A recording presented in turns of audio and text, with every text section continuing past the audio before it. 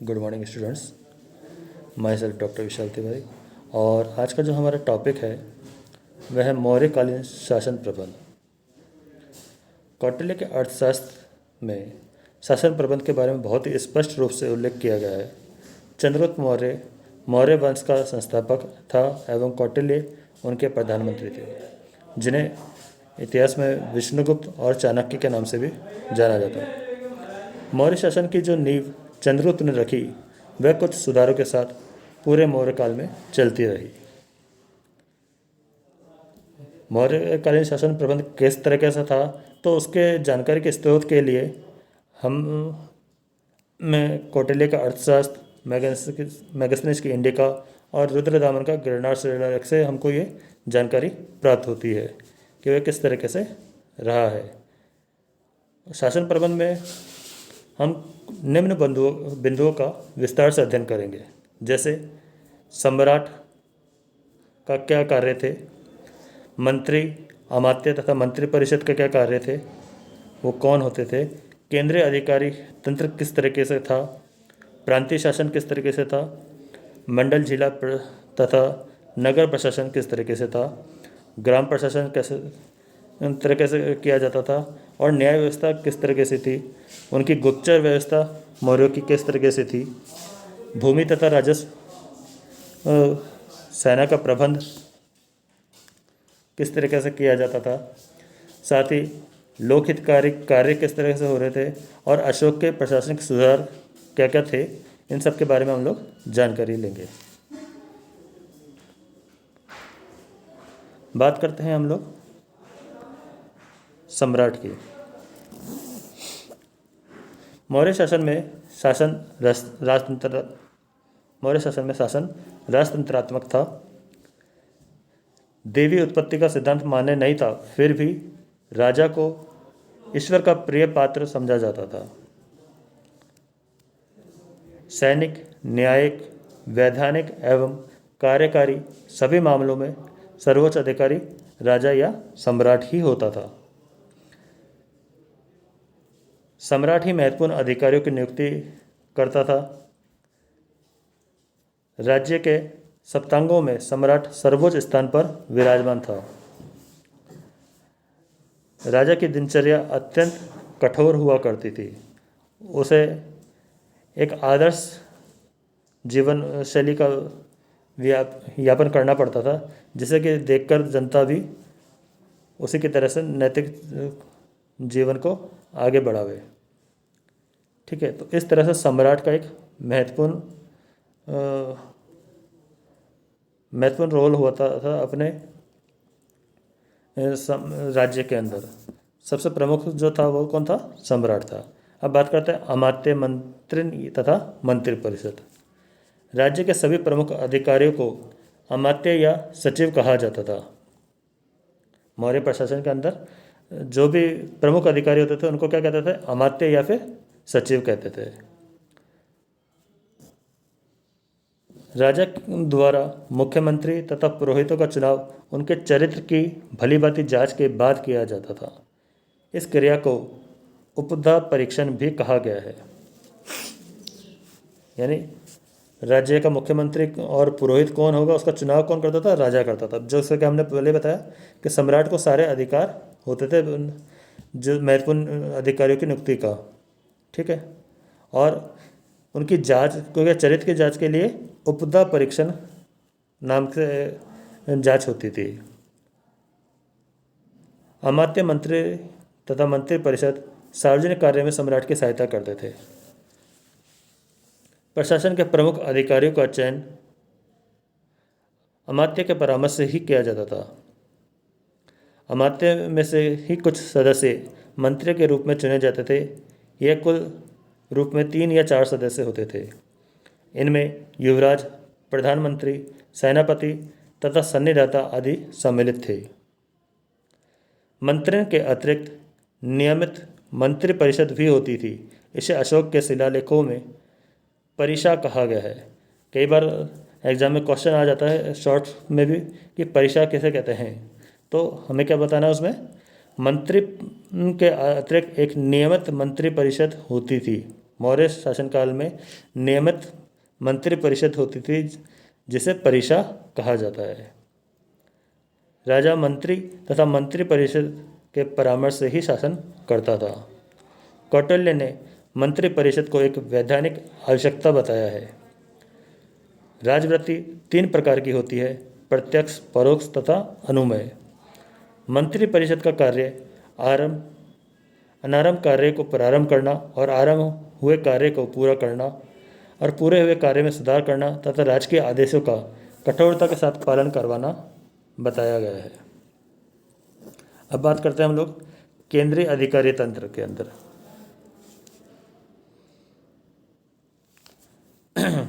शासन की सुविधा के लिए केंद्रीय प्रशासन को अनेक विभागों में बांटा हुआ था। प्रत्येक विभाग को तीर्थ कहा जाता था। अर्थशास्त्र में 18 तीर्थों का वर्णन है। अधिकतर स्थलों पर इन्हें महामात्र की संज्ञा दी गई है। पहला है मंत्री तथा पुरोहित। ये प्रधानमंत्री तथा प्रमुख अधिकारी होते थे। दूसरा समाहर्ता, ये राजस्व विभाग का प्रधान अधिकारी हुआ करता था। तीसरा है सन्निधाता, ये राजकीय कोषागार का प्रमुख अधिकारी होता था। चौथा सेनापति, ये युद्ध विभाग का मंत्री होता था। और पांचवा है युवराज, जो कि राजा के बाद उत्तराधिकारी होता था राजा का, यानी कि राजा के बाद वही राजा बनेगा। छठा होता है प्रदेष्टा, यानी फौजदारी न्यायालय का न्यायाधीश। प्रदेष्टा अगर क्वेश्चन में पूछे तो क्या होगा, फौजदारी न्यायालय का न्यायाधीश। सातवां है नायक, जो कि सेना का संचालन करता था, यानी सेना का संचालक। आठवां है कर्मांतिक, देश के उद्योग धंधों का प्रधान निरीक्षक। नौवां है व्यवहारिक, दीवानी न्यायालय का न्यायाधीश। 10वां है मंत्री परिषद अध्यक्ष। 11वां है दंडपाल। दंडपाल का काम सेना की सामग्री को जुटाने वाला होता था और वो जो प्रधान अधिकारी होता था उसे दंडपाल कहा जाता था। 12वां है अंतपाल, ये सीमावर्ती दुर्ग का रक्षक हुआ करता था। 13वां है नागरक, ये नगर का प्रमुख अधिकारी होता था। 14वां है दुर्गपाल, देश के भीतर दुर्गों का प्रबंधक। 15वां है प्रशासता, राजकीय कागजातों को सुरक्षित रखने वाला तथा राजकीय आज्ञा को लिपिबद्ध करने वाला प्रधान अधिकारी। 16वां है दोवारिक, राजमहलों की देखरेख करने वाला प्रधान अधिकारी। 17वां है आंतवार्षिक, सम्राट की अंगरक्षक सेना का प्रधान। और 18वां है आठविक, वन विभाग का प्रधान अधिकारी। एग्जामों में अधिकतर आठविक के क्वेश्चन कई बार पूछे जाते हैं, तो आप इसको ध्यान रखिए। आठविक यानी वन विभाग का प्रधान अधिकारी। इनके अतिरिक्त अनेक अन्य पदाधिकारी भी होते थे जिन्हें कौटिल्य कृत अर्थशास्त्र में अध्यक्ष कहा गया है। संभवतः इन अध्यक्षों को ही यूनानी लेखकों स्ट्रैबो ने मजिस्ट्रेट कहा है।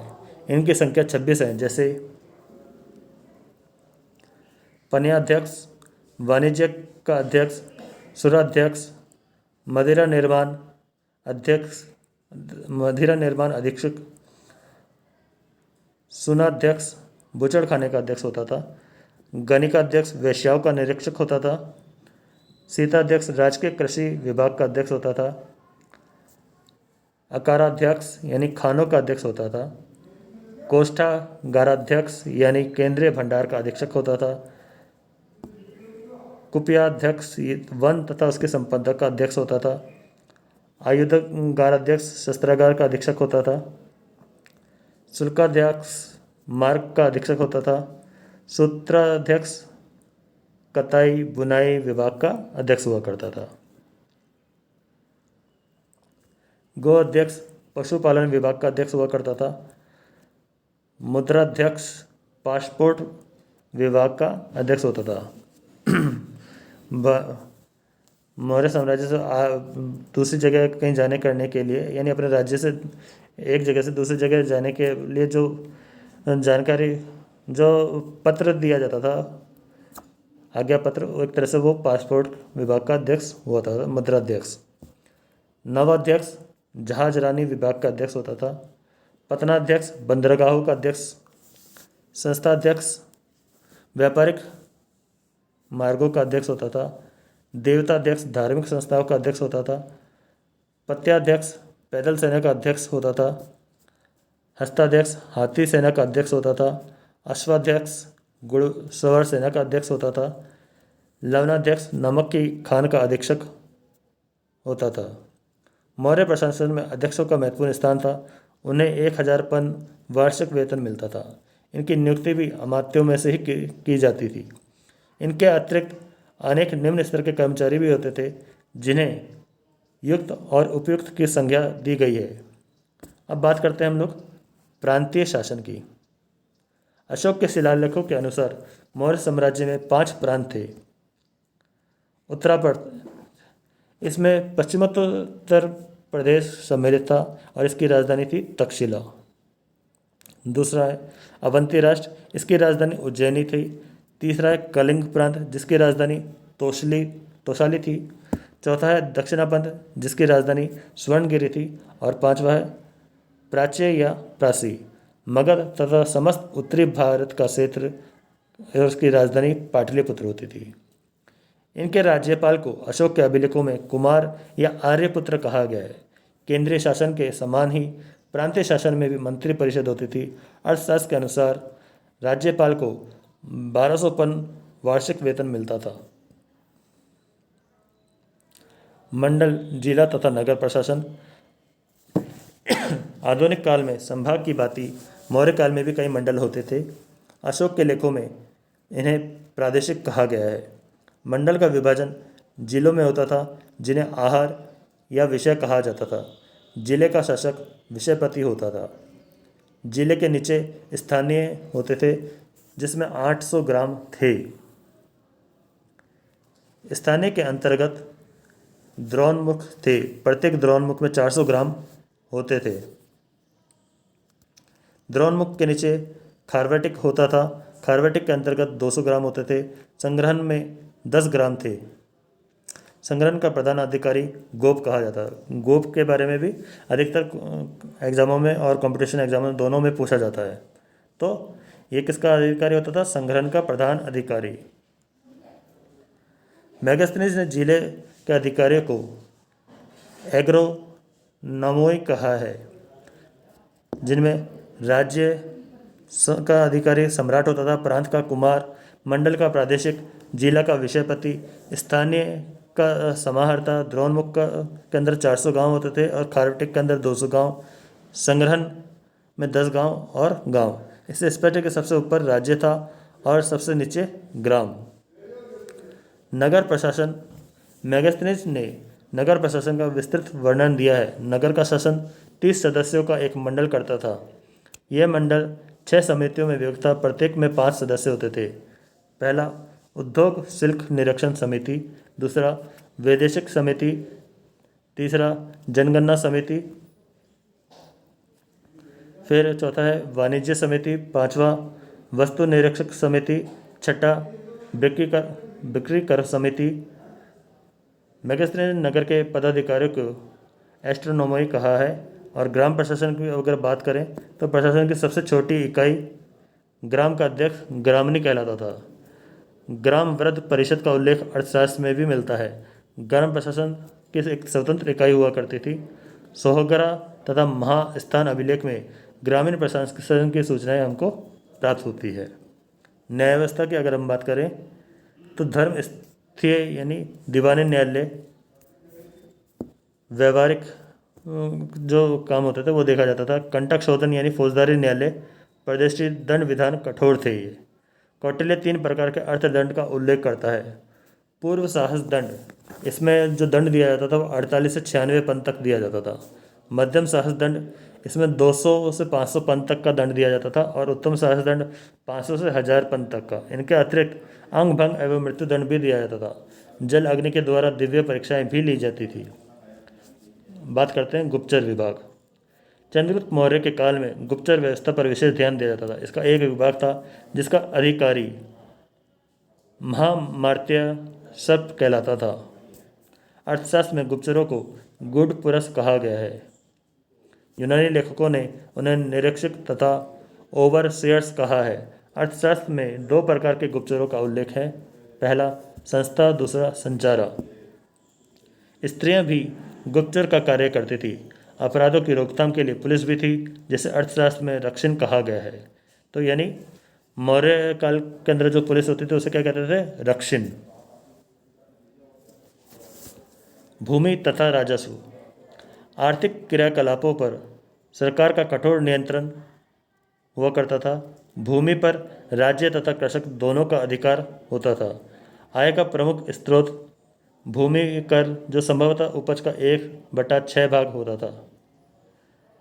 भूमि कर को भाग भी कहा जाता था।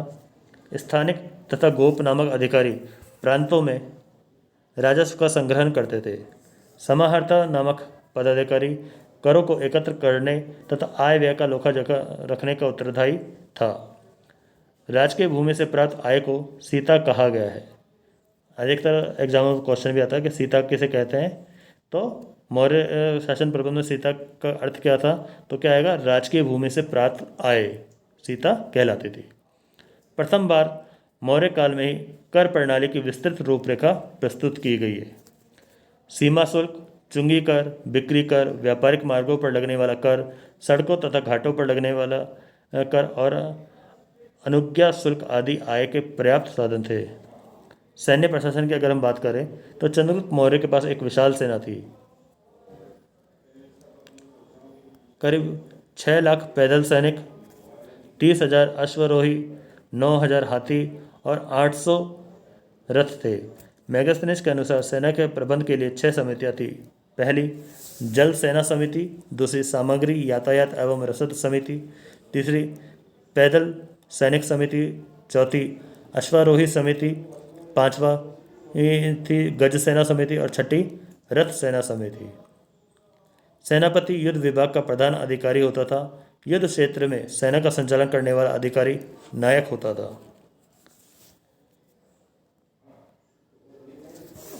लोको उपकारिता के कार्य, विशाल राजमार्गों का निर्माण, सिंचाई की सुविधा के लिए झील तथा कृत्रिम बांधों का निर्माण, औषधालय एवं विद्यालयों की स्थापना, पशु औषधालयों की भी स्थापना, ये सारे लोक हित कार्य मौर्य प्रशासन में किए जाते थे।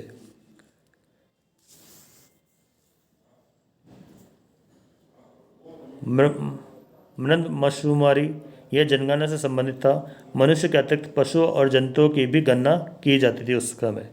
डाक प्रबंध, अर्थशास्त्र के अनुसार संदेश भेजने के लिए कबूतरों का प्रयोग किया जाता था। अशोक के प्रशासनिक सुधार के कार्य, सम्राट अशोक ने शासन पद्धति में अनेक सुधार किए, जिसमें से धर्म विभाग की स्थापना, इनके अंतर्गत धर्म महामात्रों की नियुक्ति की गई थी और समय समय पर साम्राज्य के विभिन्न भागों का दौरा करना अशोक के द्वारा किया गया था और दंड विधान में सुधार एवं उनकी कठोरता को थोड़ा कम करने का प्रयास अशोक के द्वारा किया गया। तो ये हमारा मौर्य प्रशासन, मौर्यकालीन शासन प्रबंध का मौर्य प्रशासन किस तरह से होता था, ये हमने इस वीडियो के अंदर जाना है।